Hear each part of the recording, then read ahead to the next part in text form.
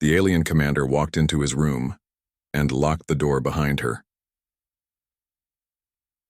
Tyler Rowe was just a maintenance cadet, not a soldier, not a leader, just a quiet human on a space station far from Earth.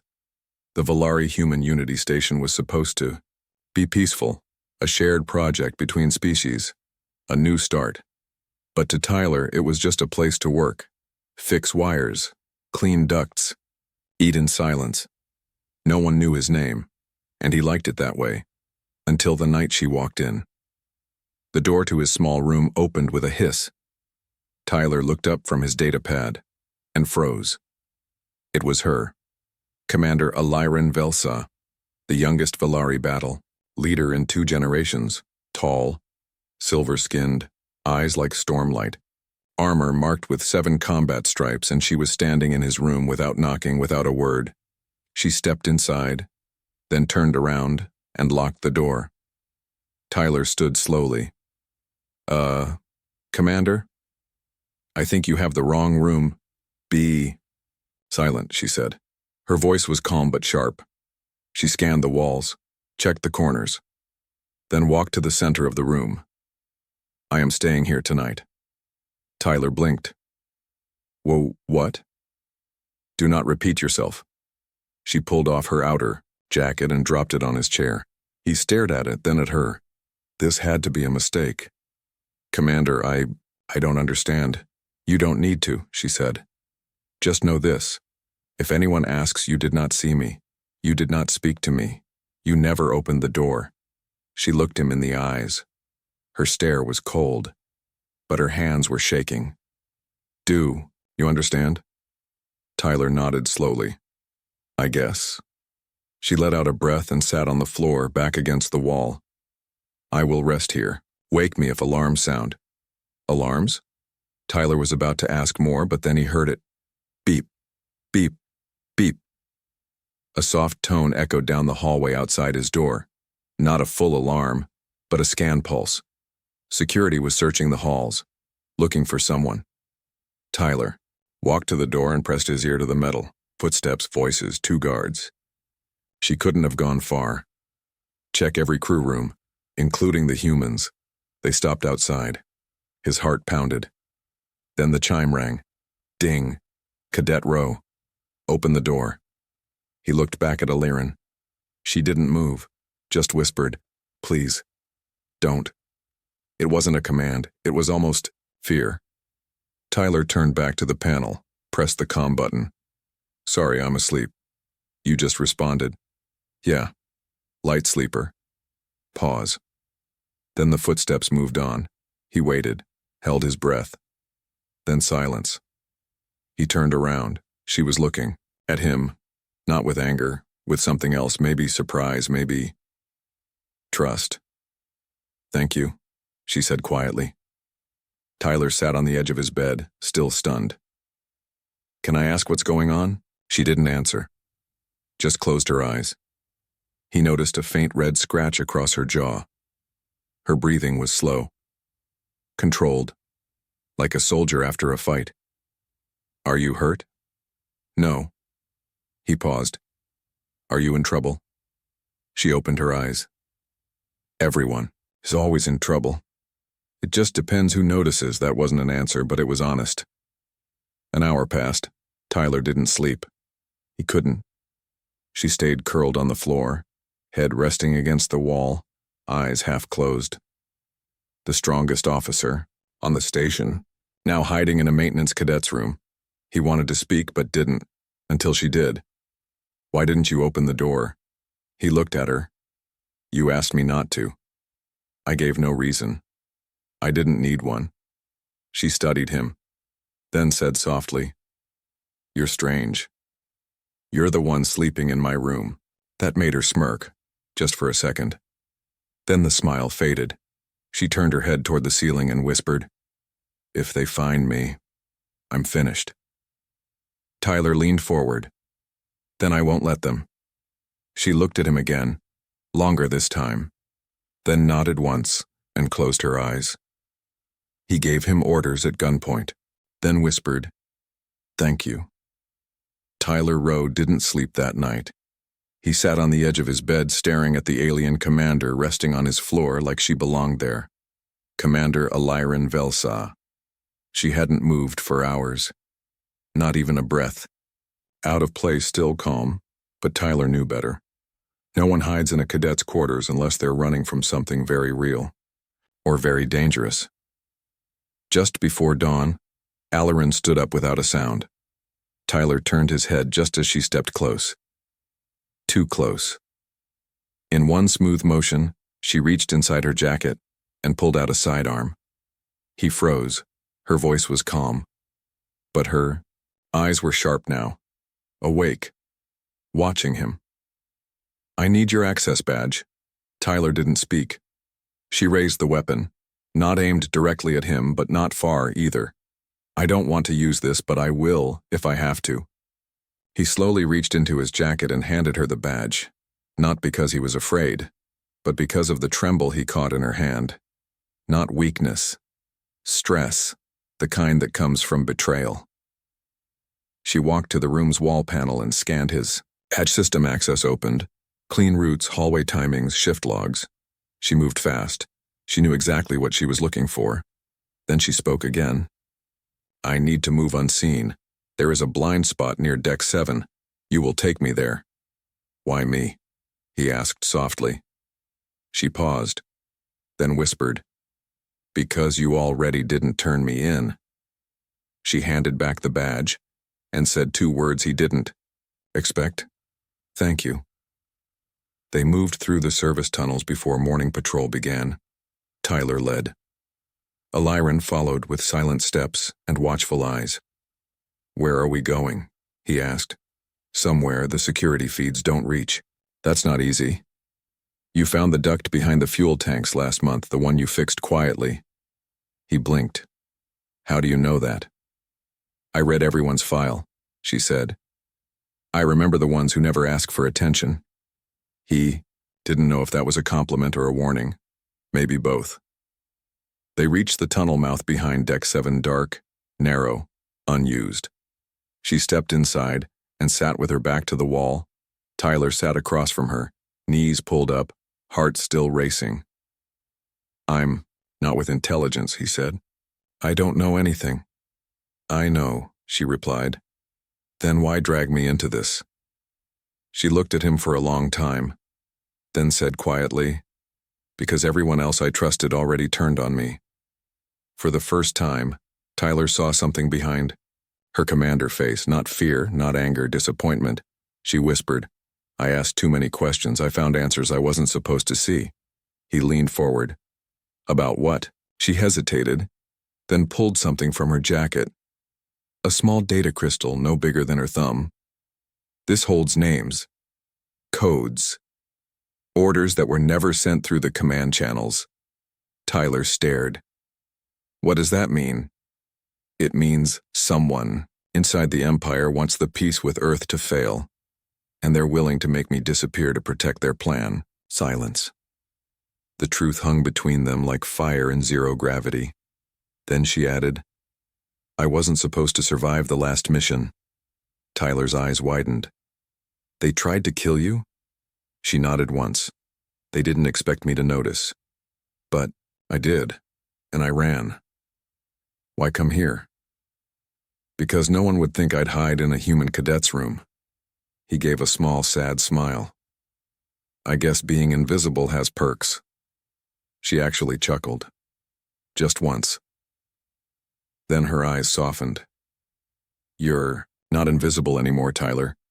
He swallowed hard because deep down he knew that wasn't a compliment either, it was a warning. He lied to the officers, then found her crying in the dark. The station's morning cycle began with a soft chime. Lights flickered to full brightness. Doors unlocked.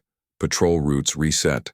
Commander Alyran Velsa had already vanished from Tyler's room before the first crew shift, but she left behind 2 things: a folded piece of cloth from her torn jacket, and a soft, silvery scratch on his wall panel, her initials marked in her own Valari war script, AV. Nothing more. No goodbye. No plan. 30 minutes later, Two station officers knocked on Tyler's door. "Routine search," one said. The other scanned the room, eyes sharp. "We're checking for signs of unauthorized entry last night. Several reports of movement from high-clearance areas." Tyler's chest tightened, but he nodded calmly. "No one came here. Just me. Slept through most of it." They stepped inside, searched under his cot, checked his vents, found nothing, because Lyran had been careful, but mostly because Tyler had cleaned everything before sunrise. He stood by the door, hands behind his back, telling lie after lie with steady breath. And for the first time in his life, it felt right, because truth didn't always mean justice, and justice didn't live on this station anymore. After the officers left, Tyler went to work as usual. No one looked twice at him. No one said a word. Just another human technician in gray uniform, moving tools and fixing ducts. But under his collar was a folded note, written in alien code, a code only he and one other person had used during a training exchange. The message read, "Supply Bay 19, 2 hours, come alone." A Bay 19 was cold, mostly unused. It smelled like dust and coolant. Tyler stepped in and found her immediately, sitting behind a cargo crate, cloak wrapped tight around her shoulders. She didn't speak at first. She didn't even look up. She was sitting with her back to him, knees pulled in tight, head down, silent still, but not strong. Her shoulders shook slightly, very slightly, and Tyler knew. She was crying. He stepped closer, paused, then said softly, "It's okay. I'm here." Lyran didn't answer, but her voice came eventually, small, raw. "They sent a message to my family, said I was dead." Tyler blinked. What?" "I traced it through a military back channel. They faked a death report, said I was lost in action, no return." She wiped her eyes but didn't turn around. "They're cleaning their story. Erasing me." Tyler sat beside her. Not too close. Just enough. "I'm sorry," he whispered. She laughed bitterly. "No, you're not." He looked at her. "Why would you say that?" "Because you're human, you should want me gone. Your people would be safer." He shook his head. "No." "Why not?" "Because I've seen how you fight, how you think, how you care, even now, when no one's left on your side." He paused. "That's worth saving." Finally, she turned toward him. Her eyes were still red, her voice unsteady, but her mask had dropped. No commander, no warrior, just a Lyran. A girl who had carried too much, lost too much, and was still standing. Barely. "I was trained to never show weakness," she said. Then, "You were trained wrong." She looked at him. He held her gaze, and for once she didn't look away. They sat like that for a long time. No plan, no weapons, no orders, just two souls in a forgotten corner of a broken piece. And when she finally spoke again, it was almost a whisper. "You lied for me." He nodded. She reached out slowly and touched his wrist. A small gesture in Valari culture. One that meant, "You are part of my battle now." She had no one left. So he became her plan. Tyler sat in silence as Lyran stared at the data crystal in her hands. They were still inside Supply Bay 19, still hiding, still fugitives, though no one had said it aloud yet. "I can't send this through any main channel," Lyran said. "Every relay is watched." Tyler nodded. "Then we go around them." She raised an eyebrow. "You say that like it's easy?" "It's not. But if your crystal has what you say it does, we don't have a choice." Lyran looked down. The data shows encrypted orders signed by the fleet marshal himself. Orders to delay the peace meeting, sabotage talks, frame humans for a failed weapon test. "And if this gets out?" Tyler asked. She exhaled. "Then the Empire falls into chaos. Or maybe the lies finally stop." She paused. "But I need someone who can get it into the right hands. And you're looking at him." "You're the only one still looking at me," she said softly. That night they met in the lowest level of the station, underneath the engine vents. Tyler used his clearance badge to reroute one of the cargo lift codes. It gave them 30 minutes. Of silence, cacao minutes to plan, he drew out the layout on a service panel. Here, he pointed. This shaft leads to the diplomatic docks. There's an old transport ship, not active but still connected to the communication web. I can boost the signal manually. Alyran nodded. How do we get past the guards? We don't. We disguise. Her eyes narrowed. As what? He smiled faintly. As a tired maintenance worker. She stared at him, then, shockingly, laughed. A real laugh. You're going to put this, she gestured to herself, in your uniform? He shrugged. You'll look amazing in Greece. 10 minutes later, they stood in a supply locker. Alyran wore a gray jumpsuit, a broken badge clipped to her chest and a streak of fake engine oil across her face. Tyler held out a tool pouch. You forgot the final piece. She frowned, then took it. He stepped back, eyes scanning her. Okay. Now you almost pass for invisible. She smiled. Barely. Your plan is dangerous, stupid, and probably won't work.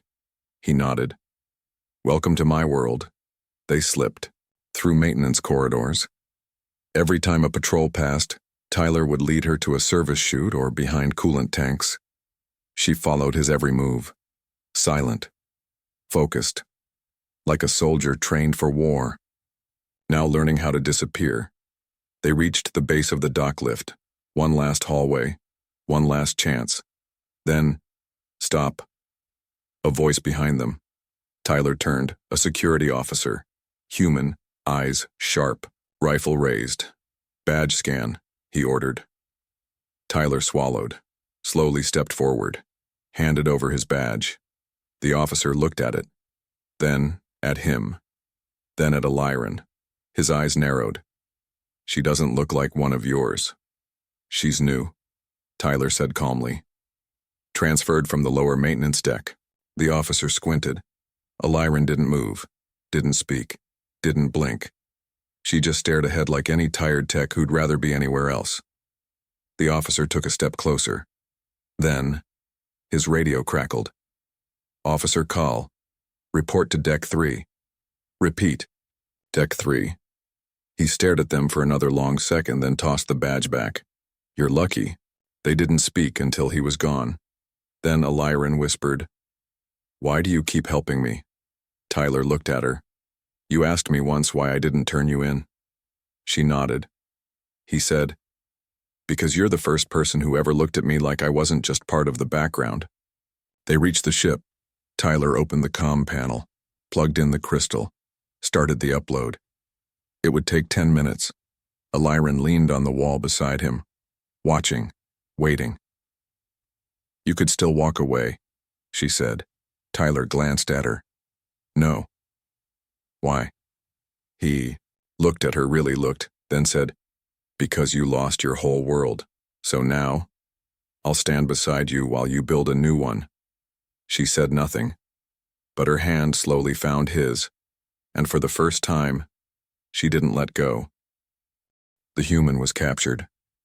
She walked in and said, Take me instead. The upload was only half complete when the alarm sounded.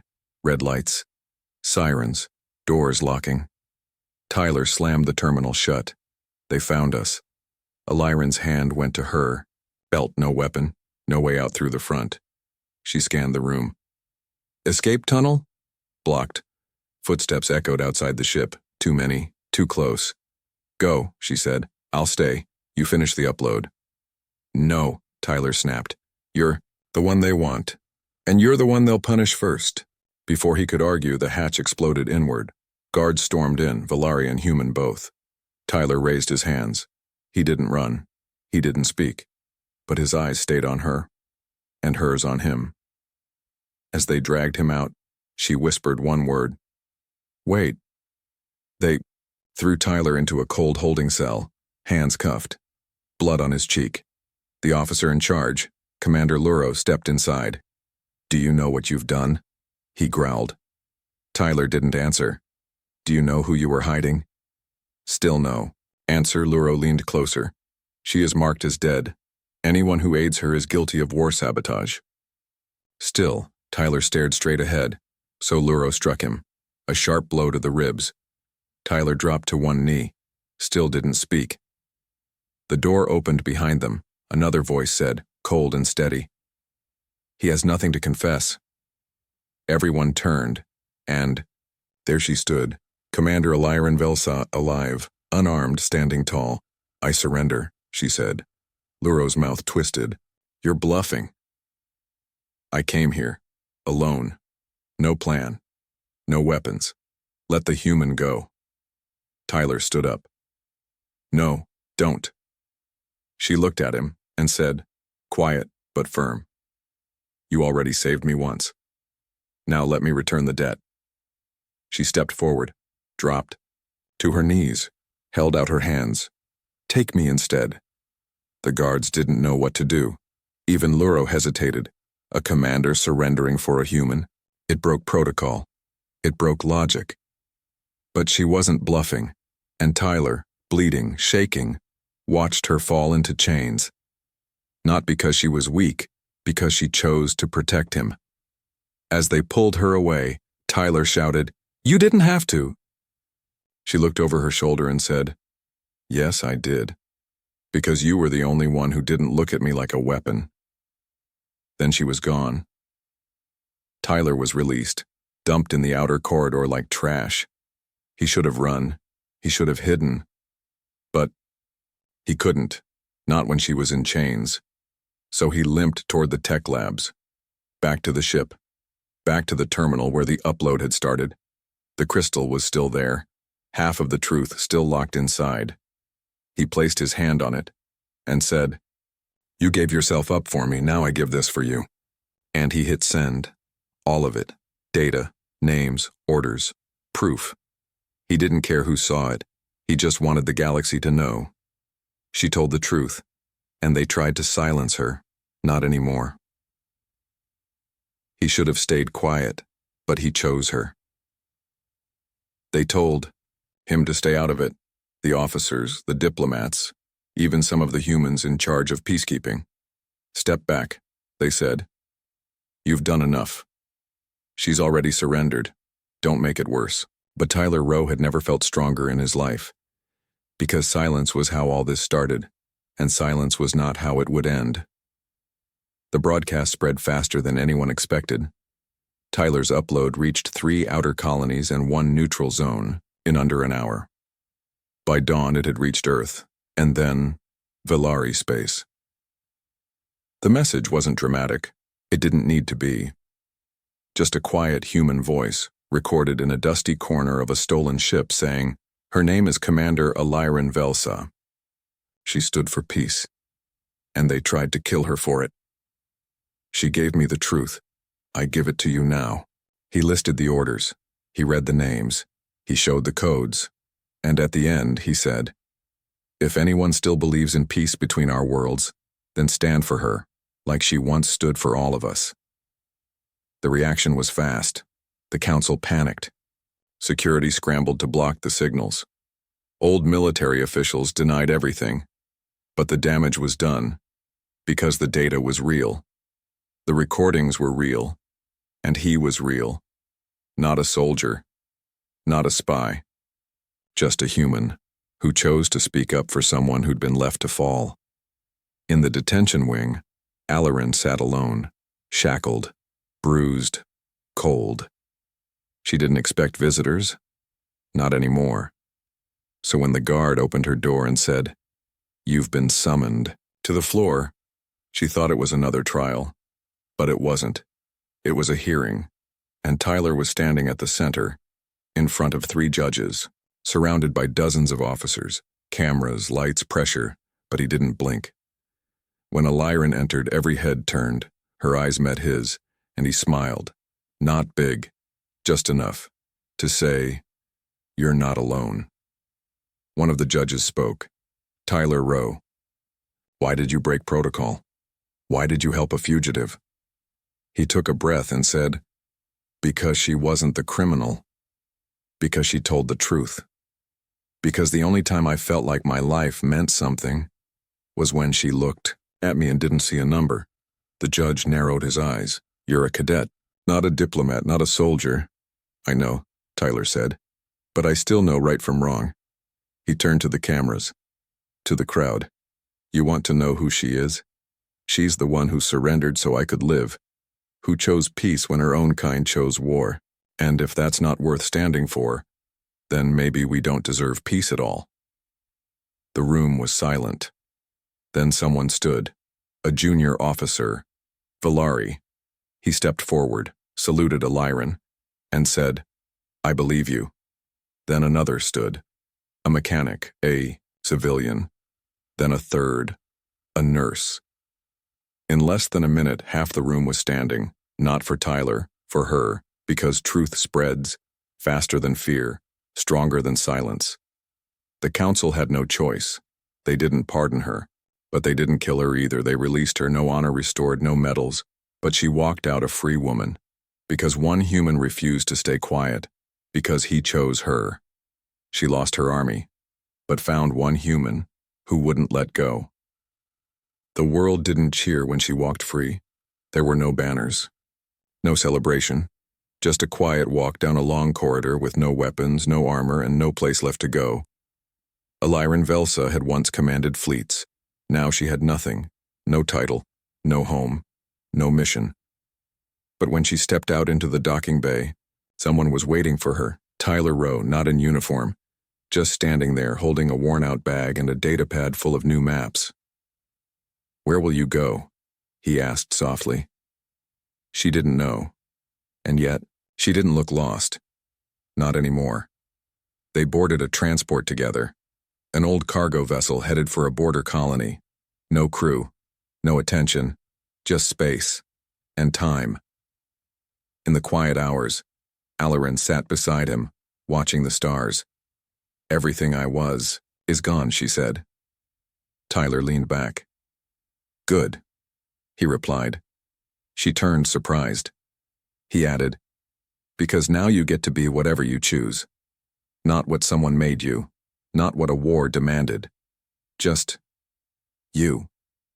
She looked down at his hand resting near hers, then gently placed her fingers on top. And for once, she didn't feel like a commander. Or a ghost. She felt real. On the colony world of Zayden Reach, they settled into a quiet place near the edge of the Skyfields. No one asked for ID. No one cared about the past. Together, they started helping build a new community center for survivors and refugees, people who had been used, abandoned, or silenced, people like them. And when others asked why she, a former Valari warrior, would help humans, she simply said, because one of them helped me remember who I was. News of the data leak spread for months. Officials resigned. Peace talks restarted, and Alarin's name appeared again, not in wanted logs, but in stories whispered between border towns and back channels. She gave everything up, and one human gave it back. They called her the last voice, and they called Tyler the one who answered. They didn't need more than that. One night, as winds danced over the colony hills, Tyler found her sitting outside their small home. She held a new data pad in her lap, a message blinking. He sat beside her. What is it? A diplomat ship, she said. From Valari Space. They want to speak to me. Officially. Tyler raised an eyebrow. You going? She stared at the stars, then slowly shook her head. No. He smiled. Why not? She looked at him and said, because I already found the one voice that mattered, yours. And I'm not leaving it behind. She leaned in, and for the first time, not as a commander, not as a fugitive, as a Lyran, she kissed him, not rushed. Not loud, just enough to say, I'm still here, because you stayed. Years later, a small plaque was placed on the colony wall. This home once sheltered a traitor and a human. Together, they saved no kingdoms, just each other. And sometimes, that's how peace truly begins.